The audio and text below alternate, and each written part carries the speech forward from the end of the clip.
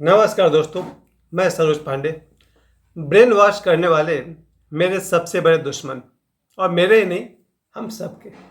और brain wash करने वाले, सबसे पहली बात कि वो आपकी भलाई के लिए आपका ब्रेन वॉश नहीं कर रहे हैं, अपने किसी स्वार्थ के लिए कर रहे हैं।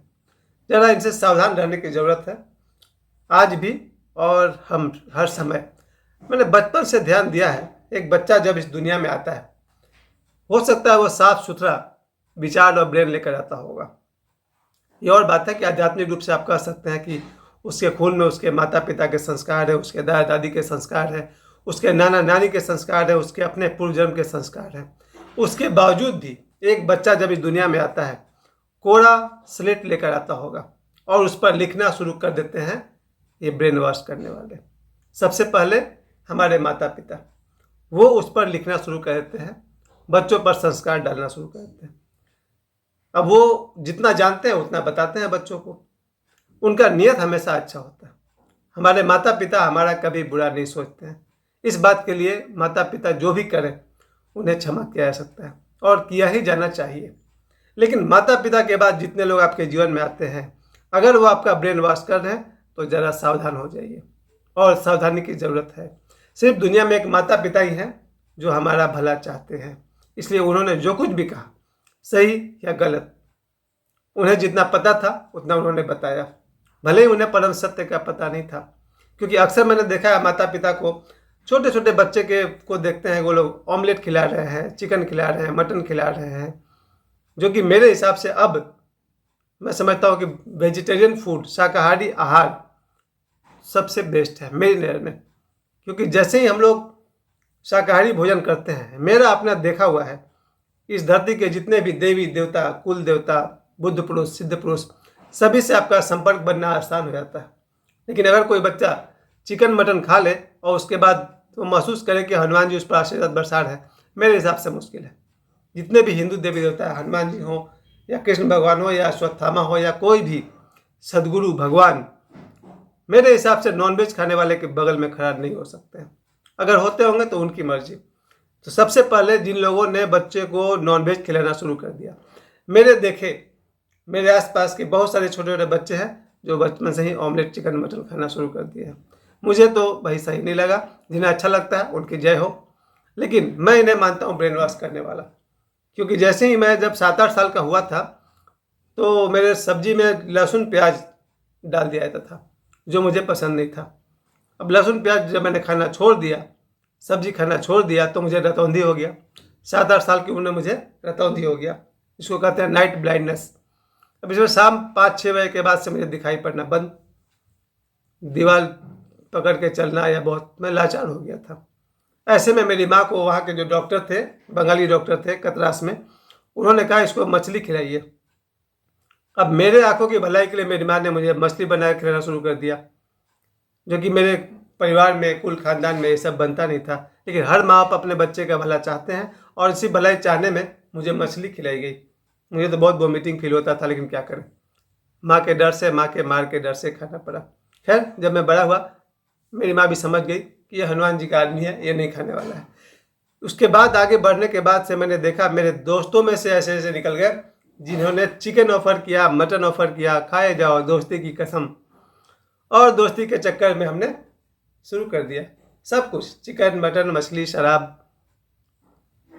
मैं आज महसूस करता हूँ इस उम्र में गलत हो रहा था। ये था ब्रेन वॉशिंग। क्योंकि आज जब हम लोग, मैं 52 वर्ष का हो गया, मैं हूँ, मेरे दोनों बच्चे हैं शुद्ध शाकाहारी। और शाकाहार में एक से एक भोजन है, पनीर है, फल है, ड्राई फ्रूट है, काजू किशमिश खाओ ना यार, कितना खाना है, साग सब्जी है, हरी सब्जियां हैं। यानी वेजिटेरियन फूड में तो एक से एक मेरे हिसाब से मकई का चबेना, चना है।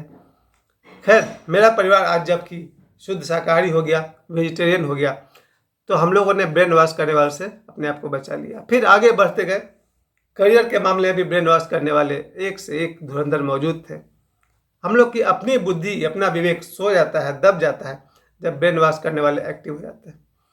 17-18 साल के होते होते लड़के लड़कियों के साथ रह रह के दिमाग में ख्याल आना शुरू हो गया, फिल्मी फॉर्मूला, लड़का है तो भाई लड़की होनी चाहिए, ज़िंदगी में गर्लफ्रेंड होना चाहिए। और ये भी एक ब्रेन वॉशिंग का ही नतीजा था। क्योंकि अब आज 2024 में बच्चे अपना भला बुरा सोचने लगे हैं।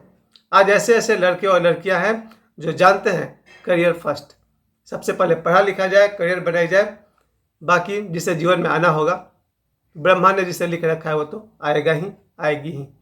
लेकिन मेरा ब्रेन वॉश हो चुका था। 18 वर्ष की उम्र से लेकर के बहुत साल तक दिमाग में चलता रहा कि एवरीथिंग इज ओके, लेकिन आज कहता हूँ एवरीथिंग इज नॉट ओके। खैर, ब्रेन वॉश करने वाले यहीं पर नहीं रुकते हैं, आगे बढ़ते जाते हैं। धर्म में, राजनीति में, अभी इन दिनों चुनाव का माहौल चल रहा है। दिन भर मेरे दरवाजे पर आते रहते हैं, कभी कांग्रेस वाले, कभी भाजपा वाले। इस झरिया विधानसभा से हम लोग हैं, कभी पूर्णिमा जी के लोग पहुंच जा रहे हैं, कभी रागिनी जी के लोग पहुंच जा रहे हैं। अपना विवेक से काम लीजिए, ब्रेन वॉशिंग करने वाले की कमी नहीं है। आपका क्या निर्णय है वो आप समझिए, किसमें देश की भलाई है वो सोचिए, किसमें हमारे प्रदेश की भलाई है वो सोचिए। ब्रेन वॉश करने वाले के चक्कर में पड़िए ही मत। एक और खतरनाक टीम है ब्रेन वॉशिंग का, वो है नशाखोर। कोई गुटखा ऑफर कर देता है, कोई पान, देखिए मैं भी पान खाया हूँ, पान ऑफर करने वाले लोग भी हैं, गुटखा ऑफर करने वाले लोग भी हैं, शराब ऑफर करने वाले लोग भी हैं। इन ब्रेन वॉश करने वाले से सावधान। ये लोग साबित करते हैं कि सब बड़ा अच्छा चीज़ है। बड़े बड़े स्टार ड्रिंक करते हैं, तो हम भी ड्रिंक करते हैं, सही है? नहीं है सही, वो करते हैं तो करें, उनकी वो जाने, हम अपने बारे में जानते हैं। शायद मुझे 2022 के बाद से आज तक मैंने स्वेच्छा से सिगरेट तक नहीं पिया है। 2 साल लगभग हो गए हैं। मुझे मालूम है ना, दैट्स नॉट ओके। स्मोकिंग तक हम नहीं करते। एक समय था, कितनी बार मुझे शराब पीनी पड़ी, सैकड़ों बार, दोस्तों के चक्कर में, जिन्हें अब मैं ब्रेन वॉशर कहूँ तो ज़्यादा अच्छा रहेगा। अब समझ में आता है इट्स नॉट ओके। कोई भी बच्चा जो इस वीडियो को देख रहा है या उसके माता पिता, अगर आपका बच्चा स्मोकिंग की तरफ बढ़ रहा है, इट्स नॉट ओके। मेरा अपना देखा हुआ है, स्मोकिंग करते ही मेरा जो ब्लड प्रेशर है वो 10 पॉइंट्स ऊपर चढ़ जाता है, यानी बीपी हाई हो जाता है एक सिगरेट से।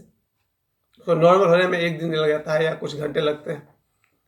तो ये ब्रेन वॉश करने वाले तो दिखाते हैं कि भैया सिगरेट पीना बड़ा स्टाइलिश का काम है। देखिए बॉलीवुड के एक्टर्स पीते हैं, हॉलीवुड के एक्टर्स पी रहे हैं, पीजिए। ये सब ब्रेन वॉश करने वाले। स्मोकिंग से बच्चों एकदम दूर हो जाओ, सावधान हो जाओ। मैंने तो 2022 में छोड़ दिया। अब अगर आप भी अभी भी पकड़े हैं तो आपकी मर्जी, छोड़ दीजिए। खैर, उसके बाद शराब पार्टी की कमी नहीं है। मेरे जीवन में शायद 20-25 लोग ऐसे हुए हैं जो शराब के दीवाने थे, जिनके साथ रह के मैंने भी शराब पी। लेकिन जीवन में वो शुभ दिन आया जब मेरी शादी हो गई, मेरे बच्चे हो गए। मेरी पत्नी के आने के बाद बाय बाय कर दिया मैंने, वाइन, गुड बाय। कहने का मतलब कि ब्रेन वॉश करने वाले आपका भला कर ही नहीं सकते हैं, आपका भला सोच नहीं सकते हैं, उल्टा वो आपका नुकसान सोच रहे हैं। इसके अलावा 1-2 फील्ड और है जिसमें ब्रेन वॉश किया जाता है, उसका मैं नाम नहीं लूँगा ऑन स्क्रीन, क्योंकि अभी मैं आधा घंटा पहले एक दुकान पर, मैं समोसे वाले के दुकान पर समोसा ले रहा था, तो मैं वहाँ बताया कि हाँ मैं पहले इस आदमी के साथ आता था। वो आदमी अब मर चुका है। उस मरे हुए आदमी के बारे में दुकानदार ने बताया कि 1 नंबर का ... आदमी था वो। मैं चुपचाप सुन लिया, सह लिया। बोला जो आपका दोस्त था वो ऐसा ऐसा आदमी था। हम बोला हाँ हाँ था, ऐसा आदमी था। फिर उसने ये भी कहा कि अच्छा होता तो हम लोग मरने के बाद उसकी तारीफ करते हैं। यानी कि गलत लोगों की बुराई जीते जी भी होती है, मरने के बाद भी गालियाँ ही सुनते हैं। It's not okay. इसलिए ब्रेन वॉश करने वाले जो लोग, यहाँ तक कि मुझे भी लेकर चला गया था, लेकिन ओशो की कृपा, ओशो की माला में हमेशा पहने रहता हूँ।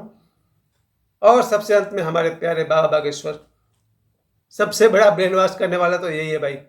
ये ब्रेन वॉश करते हैं, यानी कि दिमाग के कचरे की सफाई करते हैं।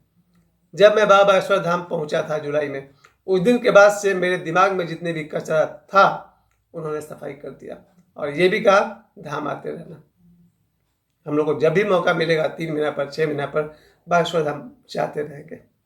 अगर आपके जीवन में तबाही चाहिए तो इन गंदे लोगों की संगति में बने रहिए, और अगर आपको साफ सुथरी ज़िंदगी जीनी है, बहुत ही मज़े से ज़िंदगी जीना है, गंदे लोगों का साथ छोड़ दीजिए। अपने अंदर में वो ग्रेविटी पैदा करिए कि गंदे लोग आपको देख करके भी, जैसे सूरज के सामने कोई खड़ा नहीं हो सकता है, आपके सामने भी गलत आदमी नहीं टिकेगा। जिसके लिए मैंने छोटे मोटे कुछ फॉर्मूले बनाए हैं। फॉर्मूला नंबर 1 कि रात को जब भी सोइए, शुद्ध विचार, हो सके तो श्री रामचरितमानस का 1-2 चौपाई पढ़कर सोइए, अच्छे कोई वीडियो देखकर सोइए। मेरे लिए तो बाबा बागेश्वर के वीडियो देखिए, ओशो के वीडियो देखिए, जे कृष्णमूर्ति का वीडियो देख करके सो जाइए। पूरी रात ध्यान में बीतती है, और सुबह उठते ही आँख खुलने से पहले सभी देवी देवताओं को प्रणाम, समस्त सिद्धों को प्रणाम, अपने माता पिता को प्रणाम, और तब मैं अपनी आँखें खोलता हूँ। सुबह 1 घंटे तक जमकर ओशो का डायनेमिक मेडिटेशन, 1 घंटे के ध्यान करने के बाद अब मैं उतरता हूँ संसार में।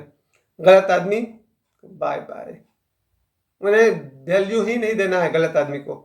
जिसे आप जानते हैं ये आदमी गलत है, उसको बाय करिए, क्योंकि आदमी का असली शत्रु एक तो उसका मन है, और इस मन को हवा पानी देने वाले ये ब्रेन वॉश करने वाले लोग।